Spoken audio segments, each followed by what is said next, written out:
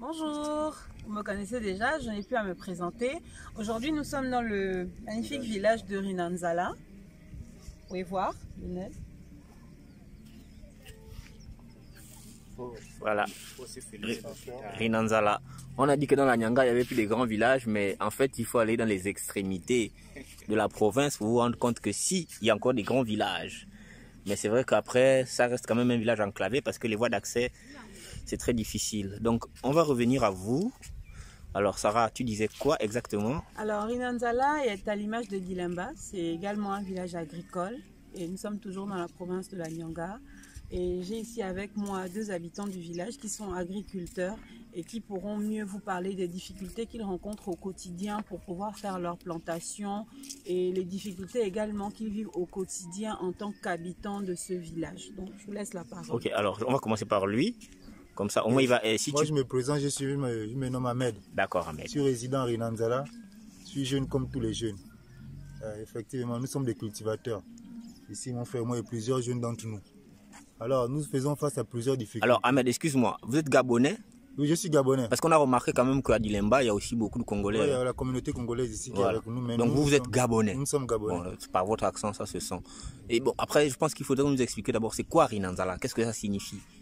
Bon, en fait, Rinanzala, l'explication de Rinanzala, je vais passer la parole ici à mon frère qui pourra bien vous expliquer. D'accord. Bon, donc dans ce cas, termine et puis lui, il va nous expliquer quand il prendra sa parole. Qu'est-ce que tu peux dire sur vos conditions de travail?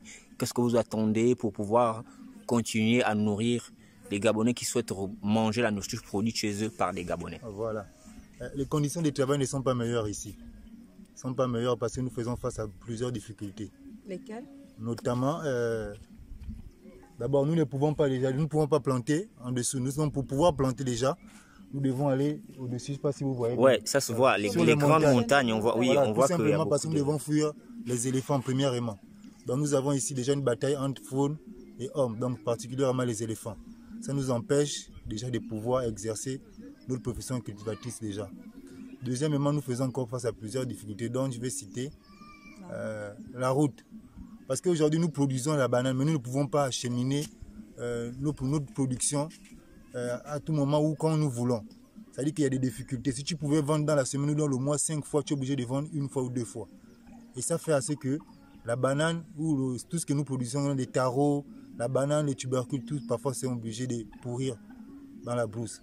Donc en cela, nous demandons encore l'aide, je sais pas, du gouvernement ou de plusieurs personnalités ou des ONG qui pourront nous venir en aide. Notamment en nous emmenant du matériel comme des machettes, des tronçonneuses qui nous permettront de pouvoir abattre.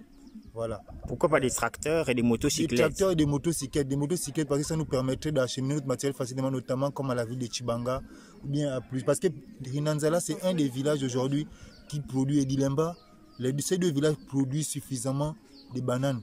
Nous pouvons, avec votre aide, arriver à un taux de suffisance alimentaire pour nous déjà, pas à 100%. Mais nous pouvons faire quelque chose quand même. Déjà, nous pouvons faire quelque chose. Ça veut dire quoi? Ça veut dire que par année, nous pouvons produire au moins plus de... Si avec votre aide, nous pouvons... Parce que déjà, avec les enclavements, nous pouvons produire au moins 5000 tonnes de bananes par année. Mais si aujourd'hui, on arrive à développer notamment la route et certaines infrastructures et énormément du matériel que nous vous demandons, ça veut dire que nous pouvons faire plus. Nous pouvons faire plus. Donc aujourd'hui, nous vous demandons encore à vous qui êtes censés de nous aider dans ce projet, de pouvoir nous tendre la main de le faire. Ok. Si possible. Mais nous savons que ce serait possible parce que nous comptons sur vous. Ok. Mais Sarah, en vérité, c'est pas une aide qu'on attend de l'État. En fait, en vérité, quand on regarde, voilà, quand on regarde comment les choses se passent, leur force de caractère, la capacité à produire, le fait qu'ils aient pris la décision, parce que par exemple, lui, tu disais que tu vivais à Port-Gentil. Je vivais à Port-Gentil. Alors j'ai décidé de quitter Port-Gentil pour venir ici, pour me lancer dans l'agriculture, parce que nous avons suivi les premiers messages de l'ancien président qui a dit retour à la terre. Et nous, en tant que jeunes, nous avons pris l'initiative de pouvoir l'accompagner dans ce sens. Mais sauf que, comme je vous disais, les difficultés sont énormes. Les conditions ne sont pas adéquates pour pouvoir exercer cette profession ici au Gabon. Nous avons bien la foi et la volonté de pouvoir faire, mais c'est dur. C'est très dur. En vérité, c'est le gouvernement qui doit vous aider à aider le gouvernement. Ouais, en fait, le gouvernement, c'est même pas une aide que nous demandons parce que c'est dans son droit. son devoir. Donc c'est notre devoir de pouvoir nous accompagner dans ce sens. Donc c'est pourquoi nous venons près de ce gouvernement demander à ce que les populations de Rinanzala et d'Ilemba, nous voulons faire plus et montrer que nous allons manger gabonais, nous allons produire gabonais. Consommons gabonais. Si vraiment nous sommes dans cette politique, c'est que nous devons exercer, nous devons prouver par A plus B que nous pouvons le faire. Pourquoi aujourd'hui le Cameroun peut faire plus que nous alors que nous en avons les moyens, nous avons la capacité humaine de pouvoir faire. Mais pourquoi il y a un échec là? C'est parce qu'il y a un manque de vision. Alors je crois qu'ensemble, vous, qui êtes membres du gouvernement et nous, qui vivons la terre, je pense que nous pouvons nous attendre et aller dans le même sens et avoir une même vision. D'accord. Donc on va écouter peut-être l'histoire de Rinanzala. Oui, nous allons passer